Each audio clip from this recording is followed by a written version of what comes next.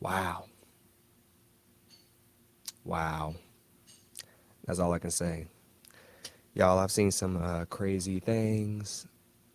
I've covered some crazy shows and documentaries so far, but this one might take the cake as the most insane and vile thing I think I have ever seen in my life. Woo! Welcome back, y'all, to the DeAndre Way. I am your host, of course, DeAndre. Make sure if you like this video.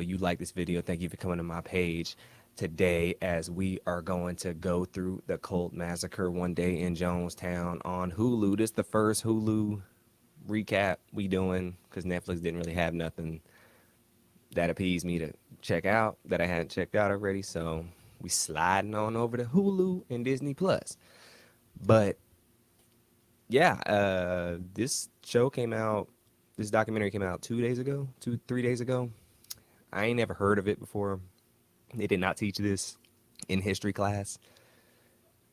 Um, I didn't even know what the country was. I ain't even heard of the country before. Guyana, never heard of it. But yeah, this was deep. This was very deep. We had it left me in shock most of the time. I think they could have condensed this down a little bit. There was a lot of repeating talking points, but I guess they were just showing the effect and the magnitude of the situation. But yeah, this is just similar to the kind of Society of the Snow where they had the helicopter plane crash in South America in the Andes Mountains. This in South America as well. Never heard about this. I don't know if we just like ignoring South American history over here in the United States in our education system, but yeah, I wonder how many more kind of crazy stories that I'm not familiar with. I mean, I think that including Pablo Escobar, and many others. So yeah, it's insane, especially since this involved citizens of the United States. But this whole documentary series was shocking. It was sad. It jaw dropping. It was amazing in the most horrific ways. I wouldn't wish kind of that on my worst enemy. The way these people had to suffer through basically a modern day open air prison. And yeah, they were controlled. They were controlled in everything. They were promised this dream, godlike land, and they were fooled, of course, and they couldn't get out. Not at least, without some resistance. This is the second cult kind of thing that I've covered in the last few weeks. The earlier one was the Dance with the Devil with the Dance cult, but that's nothing compared to this. I don't think nobody was dying and they was doing all this craziness. That wasn't happening in that, and it just goes to show you, like with cults, what I've been learning upon and reading upon, because I've been trying to understand, like, it's not anybody is just like people always say, oh, like I wouldn't willingly join one or I wouldn't do it like on purpose if I knew it. Well, yeah, I get that. But it's like, man, like to have your mental so clouded to the point where you think that someone else could be God in physical human form.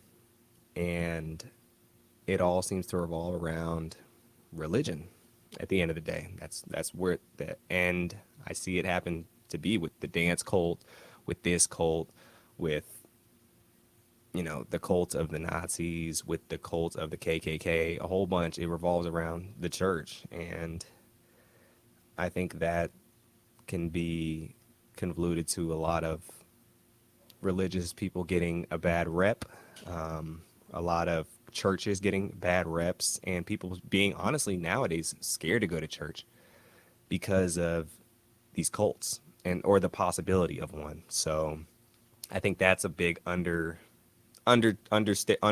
behind this whole thing and others that I've seen. But yes, we'll get into it.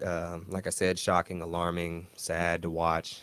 But man, I wasn't ready. I wasn't ready, y'all. I wasn't ready. But yes, we got a couple sources we using today. We're using the Hulu website and the Time magazine that covered it as well. I did some research on YouTube as well to kind of really get what's going down. But we get into this as a three-part series. Each episode is about 45-ish minutes. Took me a couple days to get through it. not too long. You could binge this, but yeah, we get started and we talk learn out this guy named Jim Jones. Now, when they said Jim Jones, I thought they were talking about the rapper. If you don't know who the rapper Jim Jones is, you should know. But yeah, this dude Jim Jones, he created this cult called the People's Temple. The People's Temple. The People's Temple. The People's Temple. The People's Temple. I'm gonna just say the People's Temple. I could be mistaken the temple part, but I know it's the People's something. The People's Temple. We'll just go with the People's Temple. Forgive me. Anyways, he gets this group together, and all these he's basically proclaiming himself as God. They have actual audio recordings. The thing about these all these cult leaders, they record themselves. And I don't know. That's an interesting thing, but yeah, they all record themselves. Interesting, with all having all this refutable, with all having all this evidence, unrefutable evidence, and yeah, he basically starts this group with his wife, I believe, and he's a dangerous, crazy man. He brings everyone. Eventually, he starts in the U.S. in California, but then eventually brings everyone to Jonestown, Guyana, South South Africa. What? Jonestown, Guyana. Yeah, Jonestown, Guyana, South America. I can't even talk right now. I'm still shook from watching it. And basically, he gets them in this foresty field area. It's kind of ghetto looking. They got like the tent set up and then like a shed set up to where everyone's living. And he proclaims this to be a paradise and the new haven. And you will go to heaven if you be here. And if you listen to me, everything will be okay. And we'll have unlimited food, water. It's going to be heaven on earth. Yeah, I've heard that one before. But these people that he gets, it's a very mixed group. People, white people, black people, people of other ethnicities, a lot of them too, almost 1,000 people, and they live in harmony together. And yeah, he gets a lot of people that's down on their luck, basically, that kind of need someone to turn to, people who are lost in this world, and those are the easiest ones to grab and capture mentally. And gets them all, eventually gets them down there and has them in this camp. And the things that they were doing in this camp was pretty much just hard labor, doing everything Jim Jones wanted him to do. And yeah, just living a horrific life and being trapped in this place for his own doing and pleasure. And that's it. And that's what's going down. Then we get the U.S. congressman and some other media to head down there to kind of see what's going on. And yeah, they get down there, they see what's popping, they kind of sense out what's going on. It's getting sus. I mean, the congressman gets an attempted murdered against him, and when he leaves, he does eventually get murdered. Shoot up the plane, shoot up the people outside the plane, and then that's when the most horrific thing happens is Jim Jones takes care of the rest of the people in the camp by poison using, I can't believe, I ain't never heard the saying before, but he's using Kool-Aid. Not Kool-Aid. I didn't know Kool-Aid had that reputation. I mean, I drank a lot of Kool-Aid growing up, and I didn't know that was the history behind it. Good thing, too, because I probably wouldn't have had to drink any. But yeah, he uses Kool-Aid and cyanide to poison the people and kill them, essentially. And syringes, held people down against their will. And then he ended up committing suicide himself. Somebody shot him in the head, probably by his orders, and only a very few amount of people, I believe 33 survivors overall, only 3 people left at the camp and after the whole massacre. And yeah, then the investigation went down, and that's when the world kind of figured out what was going on. And that's a general overview of what went through. Now, my reaction to this was just like crazy. I mean, for one, they took their passports when these people got to South America. And once you get your passport taken, you can't really do much. Like, you're SOL. And then you're pretty much under kind of this semi mind control to where you don't know what to do. You don't know where to look. I mean, this is the time before cell phones. This is the time before internet. So pre-digital age is a lot more susceptible for these things to kind of go down, just because the way that we communicate back then, it was a lot slower. We couldn't get the instant message. We couldn't go Instagram live at the camp and see what's popping and say like help me, help me, help me, what's going on. That wasn't possible. So it seemed, I mean, 1970s, 70s was not that long ago, but it kind of feels like it when you have these kind of things going down during those times. I mean, almost 1,000 people ended up dying because of this, dude. And I just was shocked and disgusted. To be honest, real disgusted. I mean, children, 300, over 300 children died. 300 little children and teenagers. This man deserves a special place in hell, and I hope I really hope he's getting his due diligence, because I'm pretty sure he is. But yeah, I mean, hell isn't too good of a place for this dude. But yeah, I mean, I'm getting a little chills just even talking about this dude. I mean, talk about a real life monster. Anyone who dresses like Austin Powers in real life, don't trust him, y'all. His hair was going as well. But we get 3 episodes of this. Like I said, the first one episode's called Paradise Lost, and a synopsis of that says, shocking news of the mass murder suicide in Jonestown reaches the U.S. The White House dispatches special forces to locate Jim Jones. Upon arrival, the unimaginable horror confronts them. Hundreds are missing, prompting a desperate search for survivors who may fled into the jungle. So yeah, some people did flee into the jungle, because the same day that the U.S. Congressman died, they fled, because that was like kind of their opening. A few people. I wish a lot of them kind of did, and I wish there was so many people. I don't know how many guards he had, but maybe there could have been an uprising. But at the same time, that's a big risk, especially these people who, they're not fighters. These are just people. They're there for they seem like peaceful people at the end of the day, because they willingly went and left everything they knew back in the States to come here for a quote unquote better life. So the whole like, why didn't they fight back? Why didn't they do this? Well, that's not, one, their nature. Two, they're, I'm pretty sure these guards have guns. Like, you're gonna fight someone with a gun, and then they're, they didn't make a plan together. Like, they can't trust each other, because they got the snitches in their own camp. You could tell, say you're in the camp, you could tell your friend in there that, hey, like, I'm concerned about what's going on. I don't know. And your friend would be like, yeah, me too. And then they snitch on you. So when you have that kind of distrust, because those things did happen in this camp, what are you going to do? Who are you going to turn to? Where are you going to run? You can't do anything. But you're by yourself. I mean, then people start questioning, can I even trust myself? Maybe this is the right spot. Maybe I deserve to die. And then these thoughts start going in their head. So it's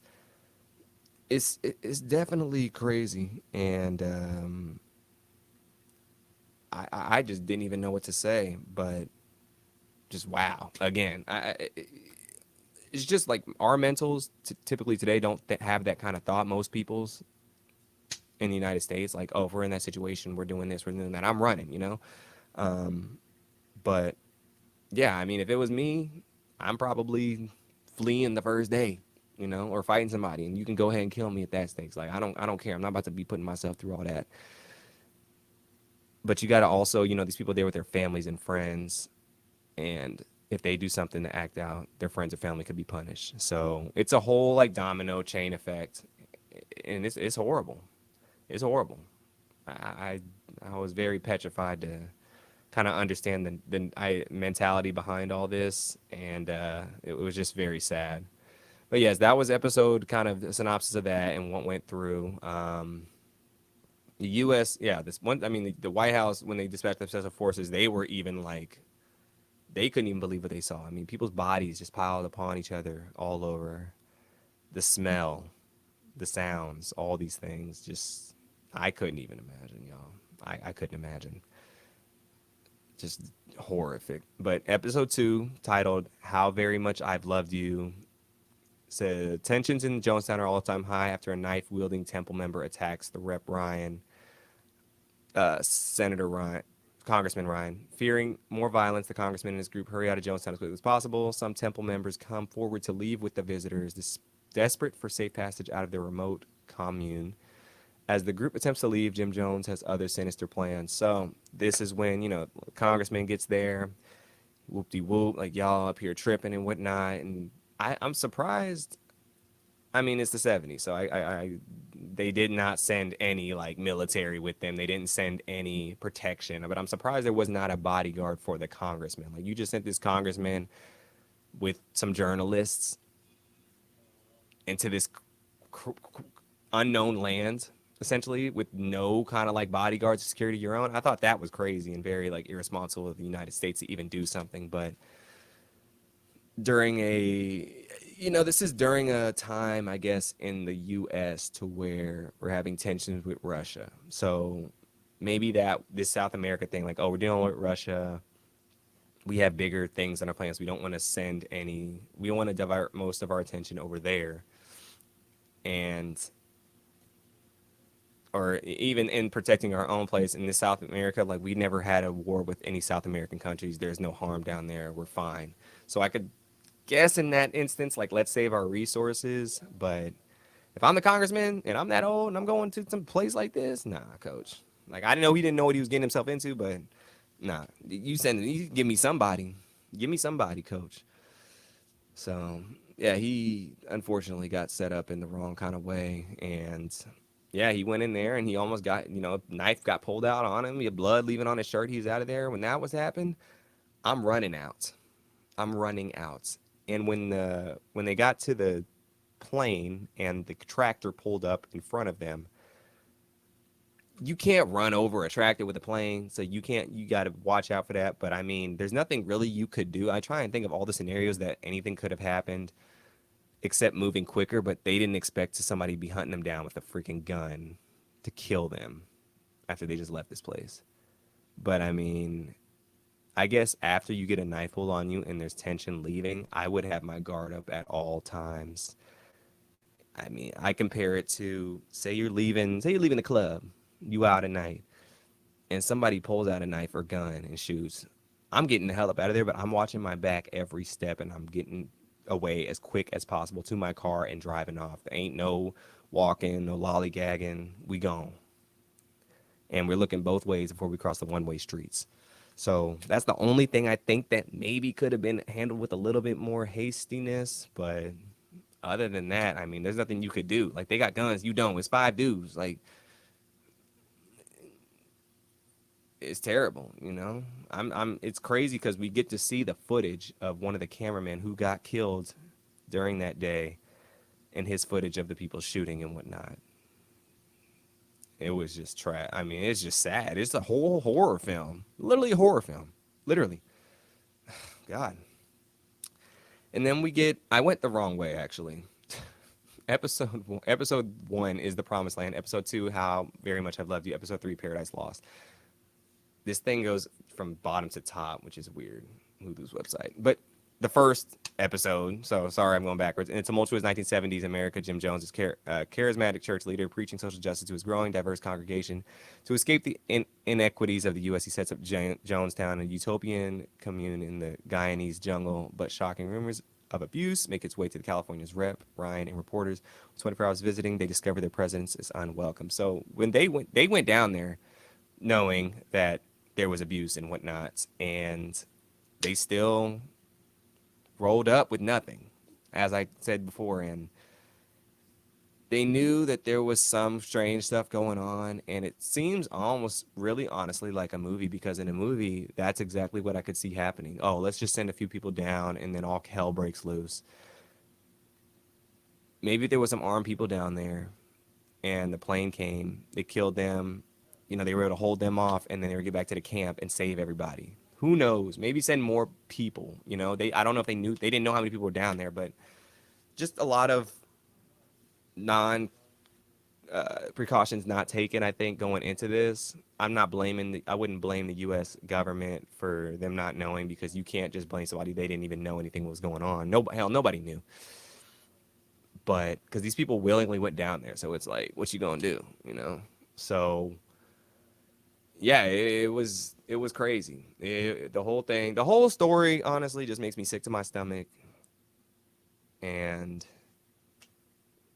it's just sad. It's just sad, especially more so the children. It breaks my heart. Like I honestly, a tear going down my face just because these little children, and they found their dead bodies underneath the adults, so they didn't even know. Like they couldn't even see them initially on the ground. Like you just see them on the ground, but then you flip over the adults and you see the children underneath. The worst thing. So we're gonna read this little synopsis from Time Magazine real quick. We'll go through this, and yeah, it's a quick little 4 minute read, and we'll give our commentary on that real quick. So, survivors and witnesses recall the horrors of the Jonestown, a new Hulu documentary. Jonestown, the experimental settlement that existed for 4 years in Ghana, South America, initially sounded like a utopia with all medical care, rents, and food taken care of. Instead, it was a living nightmare. Yolanda Williams, who briefly lived in Jonestown when she was a college student, tells Time. So we got to meet Yolanda. It was insane. Some of the survivors, actually, and that would be impossible to bring up. I mean, just talk about the horrifics, your family, your friends, people you know, your low livelihood flipped upside down. So shout out to Yolanda for giving the courage to do this and say what you need to say. William says that the women had to take showers in one big room with no curtains between them. Residents were not allowed to eat any meat, vegetables, or dairy, and subsidized primarily off of rice pudding and peanut butter. Everyone had to be awake at 5:30 a.m. and reading books or newspapers was forbidden. The only thing residents looked forward to were the talent shows, and Williams remembers once singing Killing Me Softly with his song by Roberta Flack. Perhaps the performance was eerily present. On November 18th, 1978, 912 people died in Jonestown after its leader, Jim Jones, ordered them to inject themselves with poison right after the U.S. government authorities were looking to investigate him for human rights abuses. Wow. That's a lot. Yeah, being tortured essentially. I mean, it sounds like a concentration camp, to be honest with you, except, you're just slow cooking the people. Um, yeah, in this setting, I don't know what you could do except run away. That's the thing I would do. But then again, like your energy level, like you don't know where to go, you don't know how far it is till you find a town. You're stuck. It's kind of like being in a desert. You got to pack food for at least a week, hopefully, and you got to sneakily do that, and hopefully no one snitches on you. Because the thing is, a lot of people is trying to plan on getting out, but they kept getting snitched on. And then once you're snitched on, you're on high alert, so people are watching you even more. So, just terrible. And I think that I think that once you have that kind of thought in your head, you're second guessing everything, and you're worried because you don't want to get shot and killed. But it's crazy. It's crazy, y'all. But we gonna continue. The incident inspired the phrase "drink the Kool-Aid." I ain't never heard that phrase before. To refer to the people who willingly follow a cult-like leader. But in the new documentary Cult Massacre, One Day in Jonestown, streaming on Hulu, June 17, director Marian Muhammad illustrates how the people who died there were victims of a mass murder. One Day in Jonestown features never-before-seen footage of a filmer by a former follower of Jim Jones, and he talks to his son too, by the way, which is crazy. His son is capping because his son's holding some things back. You could just see it in his face. Interviews with Jones' son, Stephen, and several former residents like Williams talking about what motivated them to follow Jones and the memories of that fateful day. Muhammad hopes that when the viewers hear the audio of Jones urging his followers to die with dignity on that fateful day, they will have more empathy for survivors who thought they were joining a community and then got totally misled. They weren't loonies, they weren't crazies, Muhammad says. They were people that wanted to be a part of something. That's the biggest thing. Yes, nail in the coffin. Like you give people hope with something, you give people a reason to kind of be a part of a group. They're willing to do anything to be a part of it because people want to be in a community. They want to be loved. They want to have communion. That's the best thing ever. If you just have a group of like-minded people for one general cause, and their cause was a great life and a great community. And once you present somebody with that, then it's just the best thing ever. So I don't think none of the people who joined were fools. I think maybe a little naive, because he started this in the States and it was kind of crazy then, and they continued to go with him. I don't know, they should have fled there, but once you're once you're down on your luck on everything and it's the last thing you can turn to, who knows what the mental state's going to be. You can't judge these people for what they was doing. You can't. We'll continue. Jim Jones was a charismatic pastor in San Francisco who led a racially diverse congregation called the People's Temple from 1955 to 1978. Dang, 23 years. Jonestown was one of the many societal experiments that came about after the radical 1960s when the idealism of the era inspired people to try different ways of living. Yes, the traditional ways of life are kind of slowly leaving that at that time, and people are kind of starting to do their own thing at this point after as time passes, after time, 20 years after World War II, and then also the civil rights movement. Many of Jones' followers had become disillusioned with the federal government after the Vietnam War and were rattled by the unrest in the cities nationwide following the 1968 assassinations of Attorney General Bobby Kennedy and civil rights leader Martin Luther King Jr. Yes. Williams tells Time that her family started following Jim Jones when she was about 12 after MLK's assassination. With the lack of a civil rights leader to fill in his shoes, they started attending Jones' services. We were more vulnerable, as I just said. And it was our vulnerability that allowed us to be deceived by someone like Jim Jones, she says. Williams' father also had numerous health issues and was hoping that Jones could heal his maladies. I'm not familiar what that word is. In Jonestown, Williams said Jones repeatedly lectured residents about why they shouldn't return back to the United States. In reality, it was Jones who wanted to do the controlling. He confiscated people's passports so he could have complete control of residents' comings and goings. Throughout the day, loudspeakers broadcasted Jones' past sermons. All you ever heard 24/7 was his voice. It was a way for him to consistently control our minds, thoughts, our energy, our being. That's deep. That's deep. Control your energy and being. That's deep. Jones' son, Stephen, who was not in Jonestown on the day of the massacre, offers a window into his father's mindset and documentary. He's constantly managing his own insecurities, and there were many. The attention always had to be on Dad. See, his son said, hold on. I'm gonna pause right there. Hold on. We gonna pause that real quick. So, his son, I ain't flying with his son. I ain't gonna cap. His son is a clown. His son's not fessing up to really what was going down. His son's not giving the details because his son, I don't know if he still feels like some guilt behind it and whatnot, but he needs to fess up because his son got some answers that we need to know. He wasn't in Jonestown the day of the massacre. Well, where was he? I never got that answer. So it sounds like he knew it was gonna happen. His son, something's fishy about that. The one day there's a massacre, you ain't in town, and you're his son? Come on, y'all. We were not born yesterday.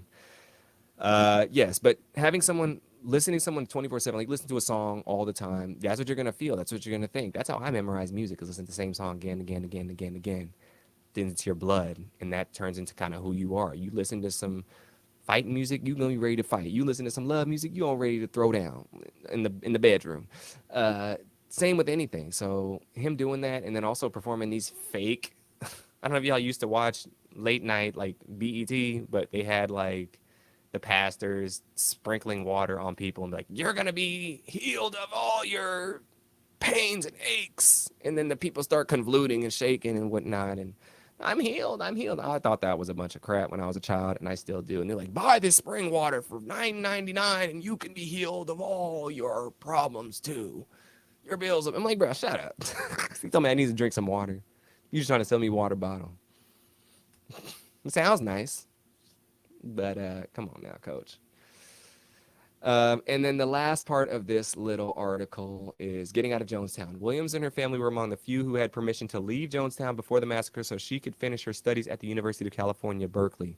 Before she was allowed to leave, she says Jones made her agree that she would never speak negatively about Jonestown. If we violated these conditions, he told us that the angels would get us. When he was referring to the angels, he just meant that he would have someone in the church kill us. Yeah, exactly. Exactly. And we get this picture right here, y'all. This is deep. This is deep. That looks like a bunch of like they said, confetti, or it looks like They just got done with a birthday party. And this is the whole setup too. I mean, this is not that big. Like this is the main ranch part. These little houses, I'm sure this is where people slept. Maybe this one too. That's probably Jones's place, some other people's place, some other people's place. But there's not much going on out here, y'all. And then they got this big old field. There's not much to do. You're stuck in this compound for months and months and months and months and months. And then look around you. There's nowhere to go. There's no roads. There's nothing to lead it. It's hot. You're in South America near the equator. It's hot. You leave this, where the hell are you going? So it's just this is picture is disgusting in all different facts of manner. I mean, just oh God, Jesus, dead bodies. But yes, the people's compound is seen in aerial view as helicopters approach. This is when the helicopters approach, and they were probably like, what is going on, you know? And we finished this. No such angels went after her as Jones was found dead with a gunshot wound to the head the day of the massacre. Shortly after, she testified in any way she could help the U.S. government officials who were investigating what had happened. She even went on to work in law enforcement as a police officer, retiring just 2 years ago. Williams took the oath to serve and protect to mean to ensure that other people don't get caught up in these cults. Shout out Jones. Shout out our police officer. Um, Shout out Williams, Miss Williams. And yeah, it's horrific. It's horrific. All cults need to be stopped. All cults are trash. If you find yourself in a weird situation with some people, just double check things. You feeling a weird feeling? Maybe somebody else is too, but just beware, y'all. Just be cautious out here. I'm not saying this stuff happening like all over the place now. Who knows? I don't know. You know, maybe we'll find a documentary come out 20 years ago that's talking about 2024 cult of something. But yeah, this is a very sad story, very alarming, very interesting to know too. I'm glad I kind of know about this now. And yeah, I'd give this documentary, I mean, overall they did a good job in talking to the former people who are part of the church. They talked to the lady, the congressman's aide, that lady who got shot 5 times by the helicopter. They did as good transparency, I think, as they could have. I don't have too many complaints with it. It's just a little bit long. It just dragged on sometimes, and they repeated things a lot. But they were just, I guess, hammering down like what really, like how they felt, you know. But appreciate y'all for joining me on this recap of A Cult Massacre One Day in Jonestown on Hulu, streaming now. Check it out, y'all. Check it out, y'all. It's very interesting to know. But thank y'all for joining me. Make sure to like this video if you like this video. Make sure to subscribe to DeAndre Way. I appreciate y'all for rocking with me and joining and rolling with me. We gonna get up out of here. And if you want to support me in my work, make sure to become a member in the link below. Only $5 a month to help support a brother in his content endeavor and journeys. And we'll see y'all next time. Appreciate y'all. Have a blessed day and have a wonderful weekend because it's Friday for me. So peace, y'all. Deuces.